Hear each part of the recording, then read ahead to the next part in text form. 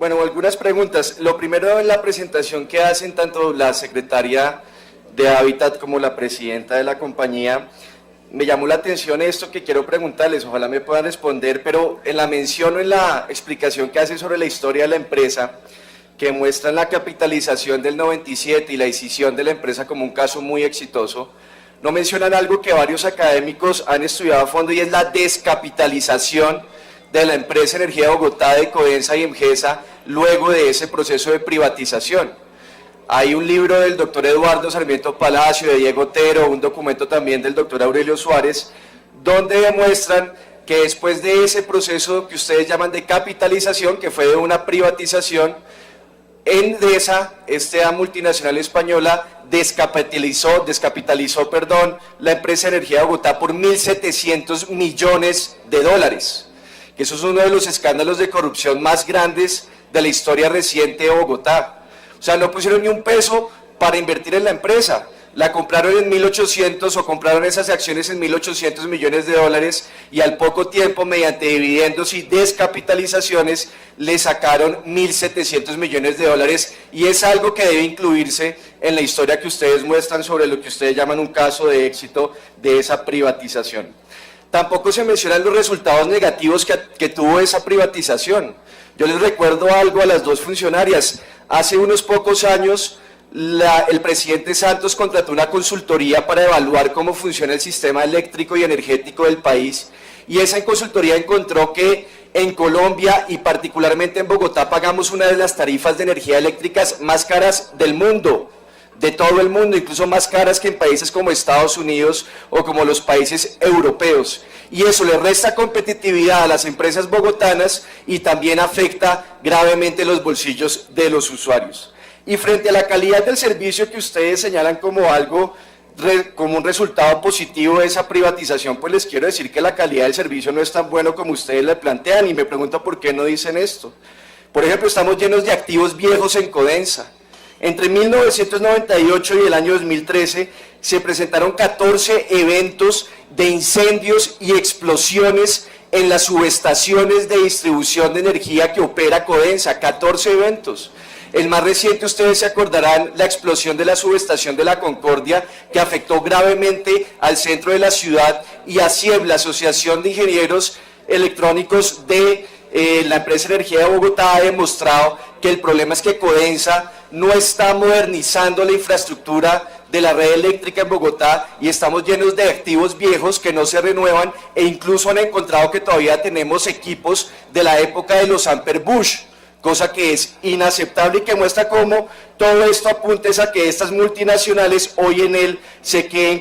embolsillen los ingresos de la empresa y no los reinvierten en una modernización. Y bueno, el ejemplo del alumbrado público, que es terrible. A mí me certificó hace poco la UAESP que el alumbrado público que maneja Codensa, que el 77% de las luminarias en Bogotá ya se les venció su vida útil y que Codensa no las ha reemplazado porque con los ingresos que le da el distrito para reemplazarlas a esas bombillas viejas, pues no los quiere reinvertir en modernizar la red de infraestructura, sino que se los lleva para Italia, donde está la casa matriz de esta multinacional italiana. El 77% de las luminarias del alumbrado público, de acuerdo con la UAESP, ya se les venció su vida útil y ustedes muestran eso como un caso exitoso, me parece el colmo, honestamente. Bueno, lo otro es esto. En el debate que hicimos aquí hace unos meses sobre la venta de las acciones de la empresa Energía de Bogotá en Isagen, pues ustedes dijeron algo que hoy se demostró que era falso, que la empresa Energía de Bogotá no tenía nada que ver con la generación de energía eléctrica. Ustedes deberán recordar eso, concejales, que su core de negocios estaba en la transmisión de energía eléctrica, y bueno, yo en ese momento dije que eso no era cierto, que la empresa Energía de Bogotá era un grupo empresarial y que también tenía inversiones en generación de energía, y en la presentación quedó clarísimo, o me dieron la razón, y casi que es una confesión de que ustedes faltaron gravemente a la verdad cuando presentaron y discutieron ese proyecto de acuerdo de vender las acciones que tenía la empresa Energía de Bogotá en Isagen, y me parece muy grave que los funcionarios falten a la verdad para justificar sus propuestas. Y ya puntualmente frente a la presentación, una pregunta adicional para la presidenta de la empresa. Usted mencionó que la empresa Energía de Bogotá podría aumentar su presencia en el mercado de distribución y comercialización de energía, pero no sé si entendí bien, y esto es lo que quisiera que me aclare, que tenía un acuerdo con los accionistas, un acuerdo de accionistas, o sea, un acuerdo con Codensa que les impedía, les limitaba ese crecimiento en el mercado de distribución y comercialización. Me gustaría que le explicara a este consejo cuáles son los detalles de ese acuerdo con Codensa y por qué ese acuerdo impide que la empresa Energía de Bogotá avance en el sector de distribución y comercialización. Y finalmente lo de Promigas, lo mencionó el concejal Rolando González, que yo creo que tiene razón en varias de las cosas que dijo.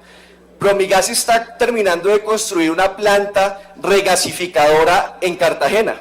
Ahí estamos de acuerdo para que usted vea, concejal Rolando.